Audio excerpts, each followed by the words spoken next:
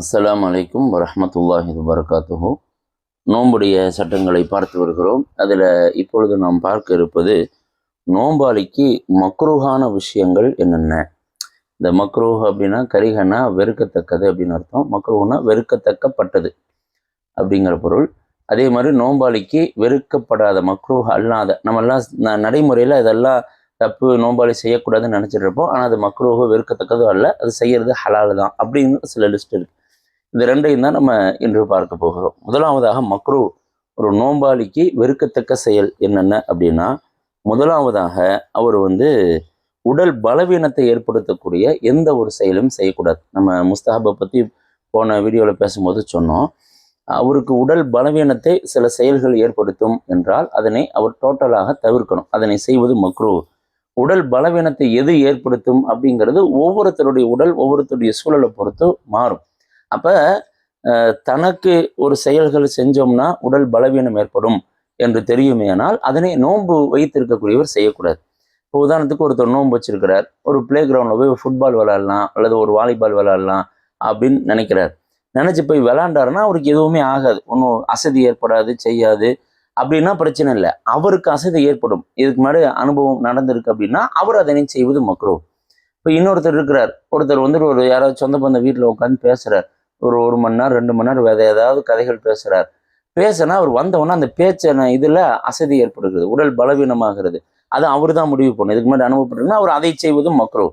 இப்படி எந்த செயல்கள் ஒருவருக்கு பலவீனத்தை கொடுக்கிறதோ அது எதுவாக இருந்தாலும் அந்த செயல்களை செய்வது நோன்பு வைத்திருக்கக்கூடிய சமயத்தில் மக்ரூ அப்படின்னு தெரிஞ்சுக்கிறோம். இதில் முதல்ல அரபுகள்கிட்ட ஒரு வழக்கம் இருந்தது. இப்போ நம்ம எல்லாம் ரத்தம் செலுத்துறோமே, அரபுகள் ரத்தம் வெளியேற்றுவாங்க, அதுக்கு பேர் ஹிஜாமா அப்படிம்பாங்க.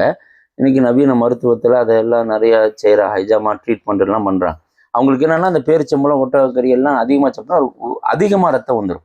அதுவும் சில நேரத்தில் சிரமத்தை கொடுக்கும்னு இந்த தோள்பட்ட பகுதியோ சில இடங்கள்ல ஒரு ஓட்டையிட்டு மூங்கில்ல உறிஞ்சி அந்த ரத்தத்தை வெளியேற்றுவாங்க. அது வெளியேற்றினா சில நேரங்களில் அது பலவீனத்தை கொடுக்கும் சில நபர்களுக்கு. அப்போ ஸல்லல்லாஹு சில இடத்துல அதை தடுத்துருக்குறாங்க. அந்த மாதிரி அவருக்கு அது ஒவ்வொருத்தருடைய உடலை பொறுத்து மாறும். அப்போ அவங்களுக்கு அது மக்ரூ. இன்னும் சில நபர்கள் பார்த்தோம்னா ஒரு குறிப்பிட்ட வேலைகள் இருக்கும், அந்த சூரியன் சூடாக வருவதற்கு முன்பு ஒரு 8 மணி 9 மணிக்குள்ளாக அந்த வேலைகள்லாம் செஞ்சாங்கன்னா அவங்களுக்கு பலவீனம் வராது. ஒரு 12 மணி 1 மணி வரைக்கும் அந்த டயத்தில் செஞ்சாங்கன்னா இயற்கை அவங்களுக்கு பலவீனம் வந்து, இது அவங்க உடலை பொறுத்து. அப்போ அவங்க என்ன செய்யணும்னா தாமதப்படுத்தக்கூடாது, அந்த நேரத்துக்குள்ளே செஞ்சுக்கணும் அப்படிங்கிறத. அப்போ உடல் பலவீனத்தை ஏற்படுத்துகிற எந்த செயலாக இருந்தாலும் மக்ரூஹு. எந்தெந்த செயல்கள் உடல் பலவீனத்தை ஏற்படுத்தும் என்ற லிஸ்ட்டே இல்லை, அது அவங்கவுங்களுடைய உடல் அவங்கவுங்களுடைய சூழலை பொறுத்து மாறுபடும். உடல் பலவீனத்தை ஏற்படுத்துகிற எந்த செயலை செய்வதும் மக்ரூஹ் நம்பர் 1. அதுக்கப்புறம் மக்ரூஹ் என்னன்னா, வாயில் எச்சியை வைத்து தேக்கி வைத்து அப்புறம் துப்பிட்டே இருக்கிறது. இந்த தேக்கி வைக்கிறதே மக்ரூஹ். ஏன்னா எச்சியை முழுங்கிறது தான் நம்மளுக்கு ஹலால் தான், அதெல்லாம் தடுக்கலை, நோன்புக்கு அதனால பாதிப்பு வராது என்று இருந்தாலும் எச்சி துப்பருக்கு எனக்கு ஒரு மாதிரி அசூசியா இருக்குன்னா அதையும் கூட அல்லாவுக்காக துப்பிடுவேங்கிற மாதிரி சிந்தனை கொள்ளக்கூடாது. அது அல்லாஹ் ஹலால் ஆக்கியிருக்கான்னா இல்லை அந்த ஹலாலை நான் ஏற்றுக்க மாட்டேன்னு சொல்லக்கூடாது. அது அல்லாவுக்கும் ரசூலுக்கும் நம்ம போட்டியே நிற்கிறது. நிறைய பேத்துக்கு அப்படி சிந்தனை இருக்கும். ஹலால் அல்லாஹ் ஒன்று ஆக்குனதுக்கு அப்புறமும் நான் ஏற்றுக்க மாட்டேன், அல்லாஹ் தெரியாமல் ஹலால் ஆக்கிட்டாங்கிற மாதிரி சிந்திப்பாங்க. அதெல்லாம் தப்பு. அப்போ எச்சியை தேக்கி வைப்பது மக்ரூ 2வது. முதலாவதாக உடல் பலவீனத்தை ஏற்படுத்தக்கூடிய செயல்கள். 2வது வாயில் எச்சியை தேக்கி வைப்பது, தேக்கி வைத்து விழுங்குதல் ஆகியவை மக்ரூஹ். அதுக்கடுத்தது என்னன்னா, அவசியம் இல்லாமல் எந்த ஒரு பொருளையும் மெல்லுவது, சுவைப்பது. இப்போ என்னன்னா, நம்ம தொண்டைக்குள்ளாக சுவையோ பொருளோ உள்ள போய் இறைப்பை அடைந்தால்தானே நோன்பு முடியும். இது சில நேரத்தில் என்ன செய்யறதுன்னா, சில பொருட்களை வாயில போட்டு மென்றுட்டு அப்படியே துப்பிடுறது, நான் தான் முழுங்கவே இல்லையே அப்படிங்கிறது. இது மக்ரூஹ். அது நோன்பை முறிக்காது என்று இருந்தாலும் அப்படி அவசியம் இல்லாமல் செய்வது மக்ரூஹ். அப்படின்னா அவசியம் ஏற்படுமா என்றால் சில நேரங்களில் ஏற்படும். எப்படின்னா, ஒரு குழந்தை இருக்கிறாங்க, அவங்களுக்கு ஒரு கறியோ அல்லது ஏதாவது ஒன்று நம்ம சாப்பிட்ற கொடுக்குறோம், ரொம்ப அது கடினத்தன்மையாக இருக்குது. அப்போ வாயில் ஒரு கடி கடிச்சு அதை ஒரு மென்று அதை குழந்தை கொடுத்து நம்ம வாய்க்கு பிடிச்சிக்குவோம். இது எதுக்கு அப்படின்னா, அந்த குழந்தைக்கு அதை செய்ய முடியாது. ரொம்ப வயோதிகர்கள் இருக்கிற பல்லெல்லாம் கொஞ்சம் இதானவங்க இருக்கிறாங்க, அவங்களுக்கு அதே மாதிரி நம்ம ஒரு நசுக்கி செஞ்சோம்னா அது ஆகும்னு சொன்னால் செய்யலாம். அல்லது சில பேர் சில முதிய பெண்கள்லாம் நான் கூட பார்த்துருக்குறேன், சமைக்கும் போது என்ன செய்வாங்கன்னா, அந்த உப்பு இதை பார்ப்பதற்காக நாக்கு நுனியில் லேசாக வச்சுட்டு துப்பிடுவாங்க உடனே. அது ரொம்ப பேணுதலர், கொஞ்சம் உள்ள இறங்குச்சுன்னா கூடாது. அது நமக்கு நோன்பை பாத்திலாக்கிடும், நோன்பை முறிச்சிடும். அப்போ அது இல்லாமல் பேணுதலாக தொண்டைக்குள்ளே இறங்காமல் செய்கிறாங்க அப்படின்னா அதெல்லாம் ஹலால், அது அவசியம் அப்படிங்கிற அடிப்படை. குழந்தைக்கு உணவு இது பண்ணுறதுனா அவங்களுக்கு அது பழக்கம் இருக்குன்னா, எந்த அவசியம் இல்லாமல் ஒரு பொருளை மெல்லுவது, சுவைக்காக வைப்பது மக்ரூஹ் அப்படிங்கிறது தெரிஞ்சுக்கிறோம். மூணாவது வச்சுங்களா, அதே மாதிரி அவசியமற்ற ஏதேனும் மெல்லுவது, சுவைப்பு, வாயில் எச்சிலை வைத்து விழுங்குவது, உடலை பலம், இது மூணுமே வந்துட்டு நம்மளுக்கு ஒரு நோம்பாளிக்கு மக்ரூஹ் அப்படின்னு. சரி, மக்ரூஹ் அல்லாத விஷயங்கள் என்னென்ன அப்படின்னா, நோம்பாளிக்கு மக்ரூஹ் அல்லாத விஷயம் முதலாவதாக நமக்கு நோன்பு வந்துட்டு இல்லற இன்பத்தில் ஈடுபட்டால் நோன்பு முறியும். அதை நம்ம ஆரம்பத்திலேயே சொன்னோம். அது நோன்பு முறிக்கக்கூடிய விஷயத்த நம்ம ஒன்று அடுத்தது பேச போகிறோம். நோன்புடைய பொருள் அப்படிங்கிற இதில் எந்த அளவுக்கு அந்த உடல் உறவு போனால் நோன்பு முறியும் அப்படின்னு சொல்லியிருந்தோம். 2 ஆண் பெண் உறுப்புகளும் ஐக்கியமாவது அல்லது விந்து வெளியேறுதல் அப்படிங்கிற சில விஷயமெல்லாம் சொல்லியிருந்தோம். அந்த நிலைக்கு போகாம ஒரு கணவன் மனைவி உதாரணத்துக்கு முத்தமிடுதல் அல்லது நெருக்கமாக இருத்தல், ஒருவரோடொருவர் அணைத்து கொண்டு படுத்தல், சில சந்தோஷங்களை அனுபவித்தல், அந்த நிலைக்கு போகாம, இது எல்லாமே மக்ரூஹ் அல்ல. எப்ப மக்ரூஹ் அல்ல அப்படின்னா, அவங்களுக்கு அந்த நிலைக்கு போயிடும். அதாவது நோன்பை முறிக்கக்கூடிய நிலைக்கு 2 உறுப்பும் சந்திக்கிற அளவுக்கு போகாத அளவுக்கு ஒரு கட்டுப்பாடாக இருப்போம். அது அந்த தம்பதிகளுக்கு தானே தெரியும்.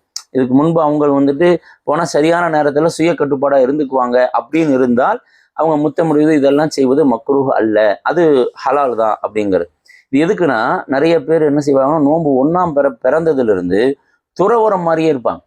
அதாவது ஒருத்தரையும் தனியாக படுக்க வச்சுக்குவாங்க, தனியாக தொடக்கூடாதும்பாங்க, சில பேர்லாம் பார்க்கக்கூடாது, ஒதுங்கி நிற்கணுங்கிற மாதிரிலாம் செய்வாங்க. அப்படிலாம் அவசியம் இல்லை அப்படிங்கிறது.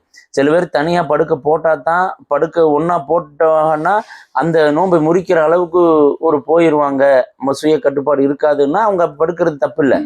ஆனால் அந்த மாதிரி கண்ட்ரோல் இருக்கிறவங்க நான் இப்படி தான் இருக்கணும்னு சொல்லக்கூடாது, அது தப்பு. ஏன்னா ஒரு சஹாபி அப்படித்தான் வந்துட்டு இரவு நேரத்தில், ரமலானுடைய இரவு நேரத்தில் இது எதுவுமே தப்பு இல்லை, மனைவியிட்ட சந்தோஷமா இருக்கலாம், அந்த துகூல் என்கிற குளிப்பு கடமையாகிற அளவுக்கு உடல் உறவு கொள்ளலாம்.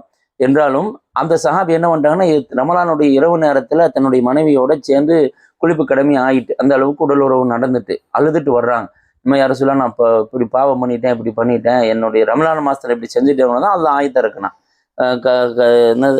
பையன் அளக்குமல் கைத்துள்ள பியலும் என்னோட கைத்தில் அசுவது, அந்த கருப்பு கயிறிலிருந்து வெள்ளை கயிறு அந்த பிரிந்து வருகிற வரை உங்களுக்கு நீங்கள் உடல் உறவில் ஈடுபட்டு கொள்ளுங்கள் அப்படின்லாம் இறக்கிய வசனமே இருக்கிறது.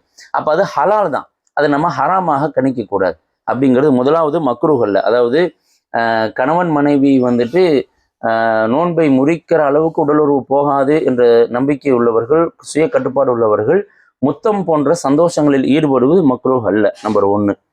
நம்பர் 2 என்னன்னா, வாய் கொப்பளிப்பது, மூக்குக்கு தண்ணீர் செலுத்துவது, மிஸ்வாக்கு செய்வது, இது எல்லாமே மக்ரூஹ் அல்ல. சில பேர் இதெல்லாம் மக்ரூஹ்னு செய்யக்கூடாதுன்னு நினைப்பாங்க. ஏன்னா வாய்க்கு பிடிச்சோம்னா உள்ளே போயிருமோ அப்படின்னு நினைப்பாங்க. அது வந்துட்டு மக்ரூஹ் அல்ல, வாய்க்கு பிடிப்பது. அப்போ மக்ரூஹ் அல்லாதது விஷயங்கள் என்னென்ன அப்படின்னா, உடலுறவில் கொண்டு போய் விடாது, அதாவது நோன்பு முறிக்கிற அளவுக்கு உடலுறவில் கொண்டு போய் விடாது என்கிற அளவிலான சில உடலுறவு சந்தோஷங்களில் கணவன் மனைவி ஈடுபடுவது மக்ரூஹ் அல்ல. வாய் கொப்பளிப்பது மக்ரூஹ் அல்ல, மூக்குக்கு தண்ணீர் செலுத்துவது மக்ரூஹ் அல்ல, மிஸ்வாக்கு செய்வது மக்ரூஹ் அல்ல. அப்போ இதில் பட்டது என்னன்னா, சில பேர் குளிச்சாங்கன்னா குளிக்க மாட்டாங்க நோன்பு வச்சுட்டு. ஏன்னா நம்ம தண்ணி பட்டால் நரம்பு நாணம் வழியாக உள்ளே போயிடுது அப்படின்னு. உடலை பலவீனப்படுத்துவது மக்ரூஹ்னு சொன்னோமா, அப்போ தெம்பு தரக்கூடியது இந்த குளித்தோம்னா, ஒருத்தர் தெம்பு தரும்னா அது மக்ரூஹ் இல்லாமையே கூடும் அப்படிங்கிற ஒரு தகவலையும் நம்ம தெரிஞ்சுக்கிறோம். அப்போ நோம்பாளிக்கு மக்ரூஹான செயல்கள் அவசியமின்றி எதையேனும் மெல்லுவது, சுவைப்பது, வாயில் எச்சியை வைத்துக் கொள்வது, உடல் பலவீனம் ஏற்படும் எதையேனும் செய்வது. நோம்பாளிக்கு மக்ரூஹ் அல்லாதவைகள் நோன்பை முறிக்கிற அளவுக்கு உடலுறவில் கொண்டு செல்லாது என்ற ஒரு திருப்தி, ஒரு மனநிலை இருக்கக்கூடியவங்க முத்தம் போன்ற சந்தோஷங்களில், உடலுறவு சந்தோஷங்களில் ஈடுபடுவது, வாய் கொப்பளிப்பது, மூக்குக்கு தண்ணீர் செலுத்துவது, மிஸ்வாக்கு செய்வது, இதெல்லாம் மக்ரூஹ் அல்ல அப்படிங்கிறதையும் நம்ம தெரிஞ்சுக்கிறோம். இன்ஷா அல்லாஹ் அடுத்தது கஃபாரா பற்றின சில தகவல்களை நம்ம அடுத்து தெரிந்து கொள்ளலாம். அஸ்ஸலாமு அலைக்கும் வரஹ்மத்துல்லாஹி வபரகாத்துஹு. ஸல்லல்லாஹு அலா முஹம்மது ஸல்லல்லாஹு அலைஹி வஸல்லம். ஸல்லல்லாஹு அலா முஹம்மது ஸல்லல்லாஹு அலைஹி வஸல்லம். ஸல்லல்லாஹு அலா முஹம்மது யா ரப்பி ஸல்லி அலைஹி வஸல்லம்.